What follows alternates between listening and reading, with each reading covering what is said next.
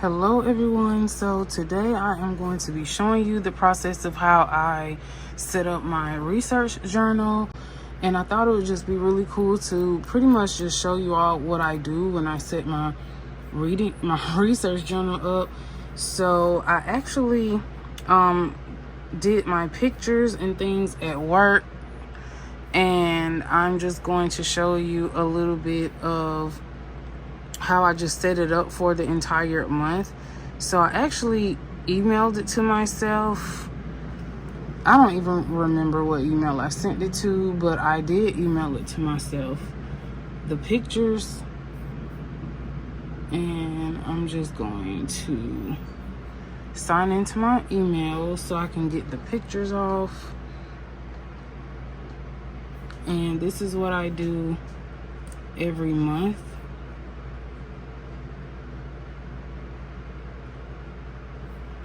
So I'm just going to download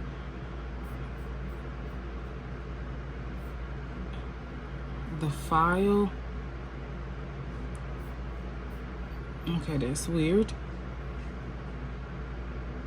Okay, there we go. So, and it's probably acting crazy because I don't know, that's so weird. Okay, it's probably acting crazy because I'm probably going to have to save it. Let's see, June 2024. No, oops, it is actually July 2024. And I'll just save it in my downloads. That's okay, there we go. Because I sent it from my job to my personal email. So, you know, sometimes when you send it from your job or somewhere that has like, it pretty much locks the file. But anyway, so usually what I do is once I set up all the pictures that I'm going to use, I do them in like normal size. But some of the pictures I do have to crop because they're like too long. The length is too long. And some of them I just crop it and I pull the width in as well, according to how I think it'll fit in the research journal. So I pretty much just get these images off of Google. And I actually would have liked to show y'all how I just get the images, but unfortunately I was at work, so I couldn't really record anything. And it's easier for me, or faster for me, to do the pictures at work because I mean I'm there like 10 hours out of the day. So these first 7 people are economicists. I'm pretty sure that's right. And then I just, so that I don't get confused, I just put the title of their occupations in front. So like the next 7 would be historical filmmakers, and then curators, zoologists, historical baristas. And then what I do is I copy the first 3 pages again and then paste it back to here. And then I just make the images a lot smaller so that they can fit in my monthly overview, or my monthly calendar basically. So then I'm just ready to print. Hopefully the smaller ones are small enough. Sometimes I have to go back and like make them smaller because they actually look a little too big. But if they are, most of the times I just cut them down. I'm not gonna spend time cropping these again. So when I get ready to print them, I make sure that I print them in black and white.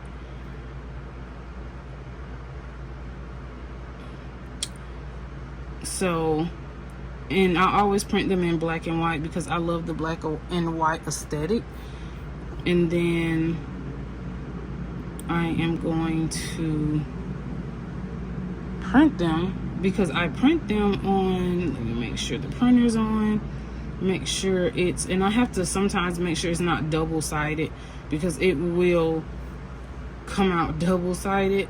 And I'm really not worried about the quality, the media quality. I just print it normally.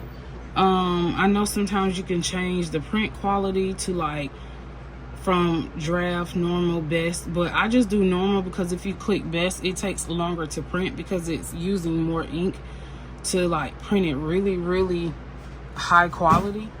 Sorry about that. My son came in here and he literally was talking during my entire video. So I had to stop the video. But like I was saying, so I just do it on normal I just print it with normal quality. And I don't really mess with any of the settings, and then I just make sure that it's on black and white. And then I'm going to print. So this is my little shelf where I keep all my little supplies and things like that. So don't mind the stuff on the side. I promise y'all it's organized. So this is just pretty much how it looks when it prints out. And I just make sure that, like I said, it's not double-sided because sometimes, I don't know, my settings, it's so weird. It's like it'll jump or it's like it'll default, but I just have to make sure that I catch it before it's like printed double-sided. So sometimes it does take a while to print, but normally it prints in like a couple minutes. So this is a HP instant print. So I only paid like, they went up to like $7.99, I think, for 100 pages. So, and this has been the best thing for me when it comes to printing because I was using so much ink with like the 2 years prior, like printing out papers, and ink is very expensive. So this is just pretty much what I do, and hopefully they're sized appropriately. So this is how it looks printed out, and I try to make sure when I print them, I print the pictures that have like really good quality and that aren't so dark so that you can see it, because I do print black and white. So I'll give you an example like this one. Like I can see her, but it's pretty much like the background is too dark. Like the picture that I chose is basically too dark. So I try to print pictures or copy pictures and print them that are really visible to the eye.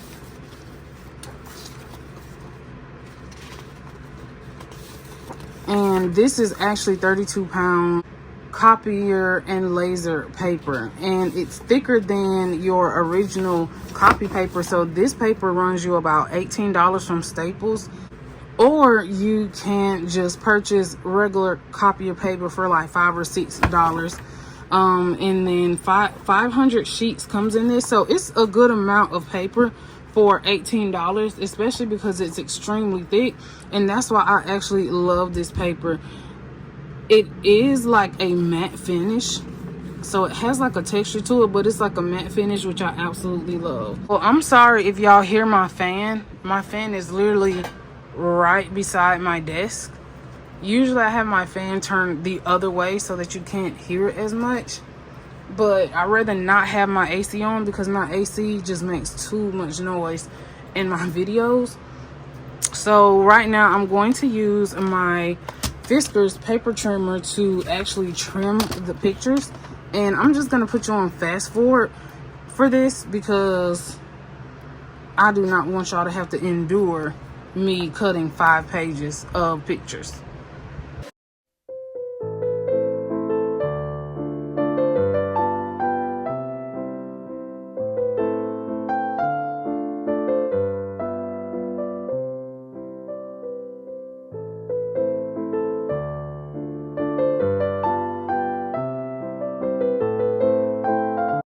Okay, so I am changing my blade. I'm not sure, that blade is cutting really dull. it's ripping my pictures, which usually that never happens. Ouch.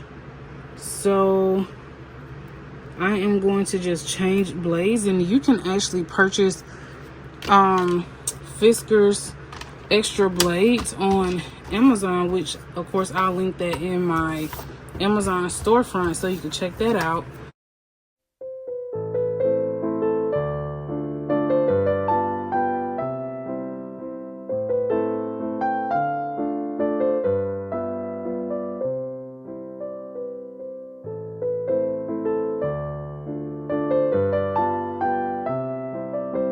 I just decided to cut out 1 week instead of cutting out all of these at the same time.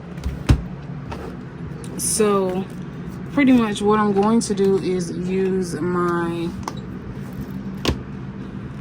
Zig glue gun. I love this. Y'all will see this in a lot of my journaling spreads and things like that. So last week I did not print any pictures because I just didn't have time, and every time I got ready to do it on break at work, I ended up working through my break. So, which is very common. So pretty much I'm just going to start with, let's see, putting the pictures down, and I usually use my tweezers.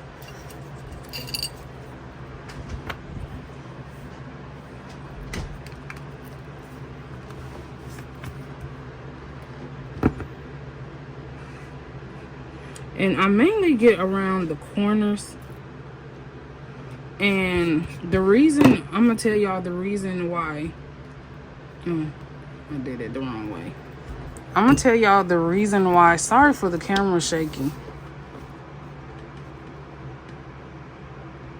Oh, no.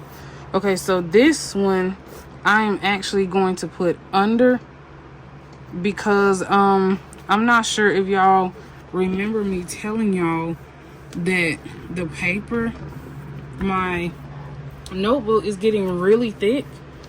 So I basically have to use under, like, I basically have to move it now because it's so thick at the top. So I'm just going to just move the pictures down. I almost forgot about that.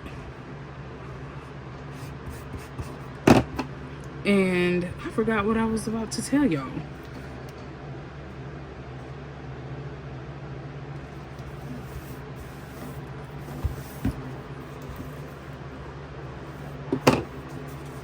I don't even remember what I was saying, y'all. But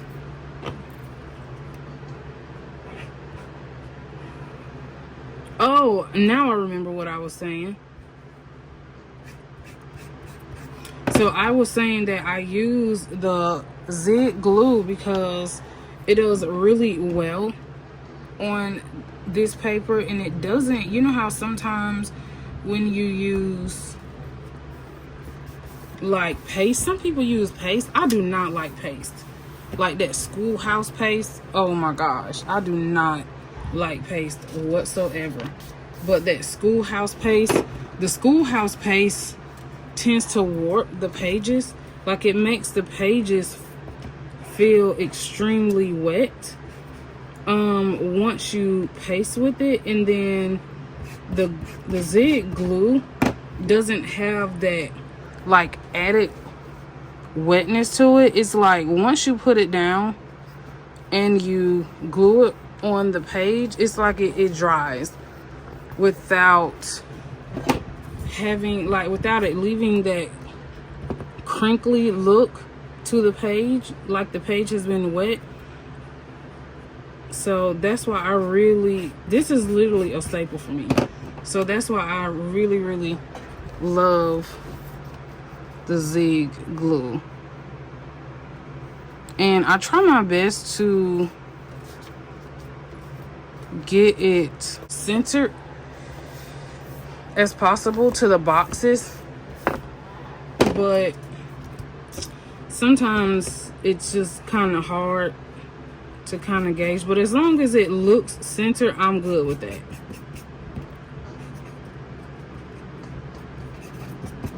So, and I use tweezers mainly because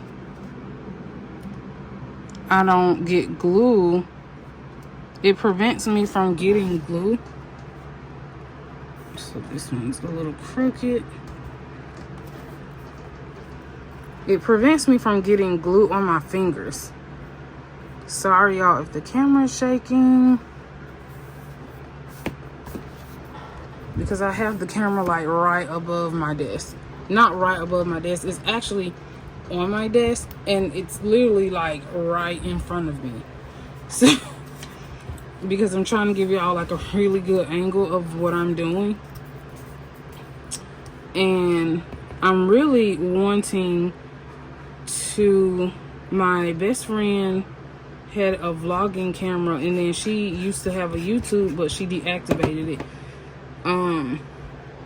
And I asked her, did she still have her camera?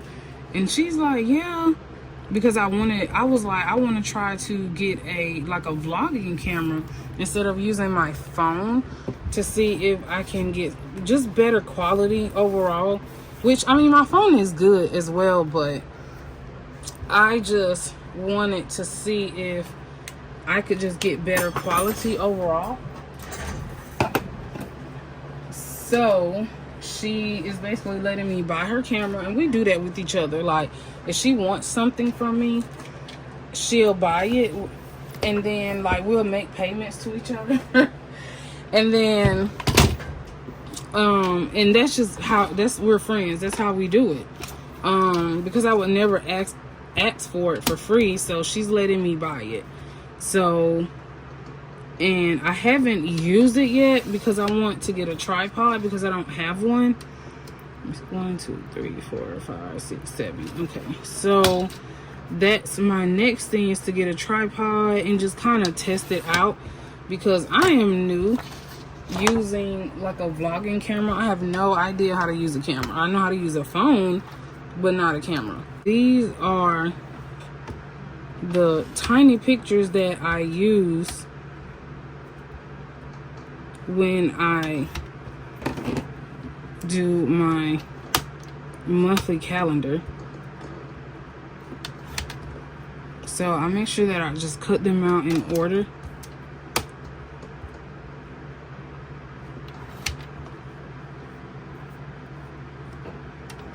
And I definitely have to use tweezers when I put these on, because they're so small and so tiny.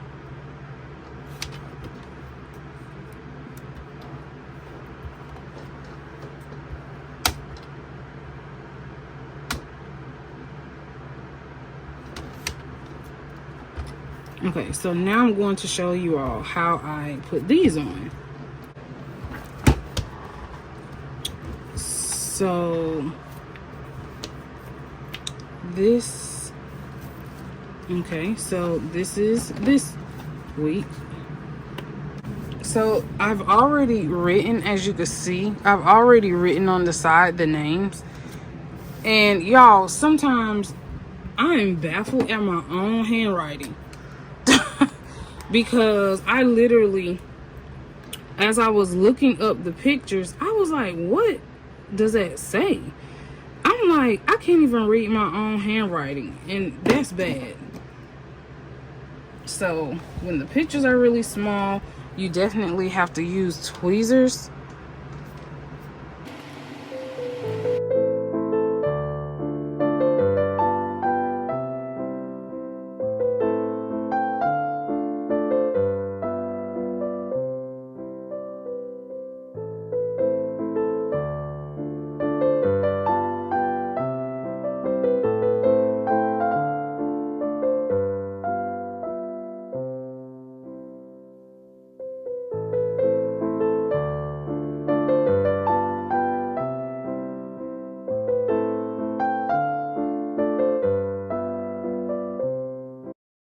So this is pretty much how it looks. And once this is all finished, of course, for the month, it will pretty much look like this.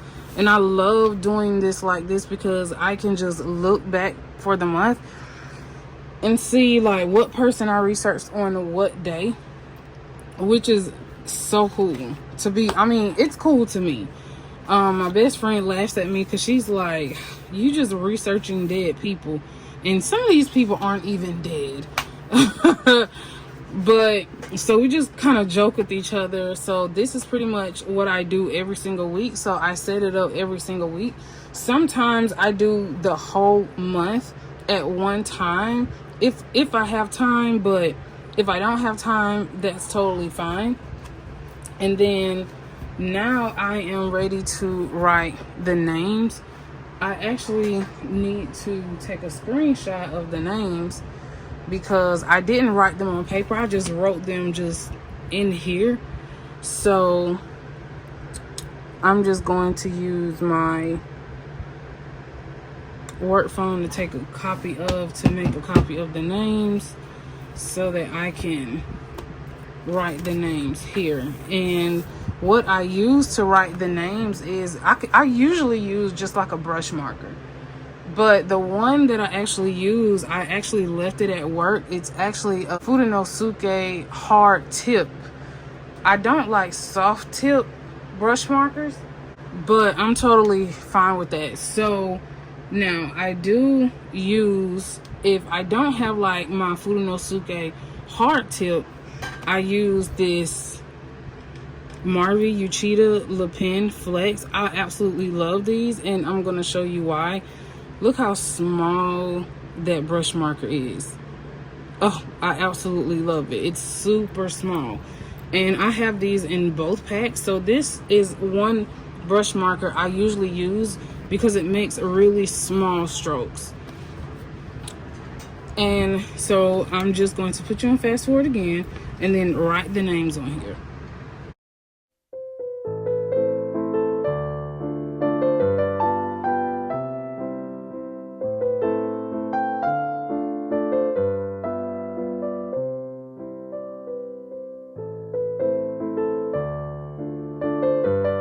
And what I like to do when I get ready to turn the page is I use just a plain sheet of paper, because sometimes the marker is not dry, and I've had issues with when I turn the page, the marker actually gets on like this side. So I usually just use like a scrap sheet of paper and just use this to cover the portion that I wrote, just in case it decides to smear.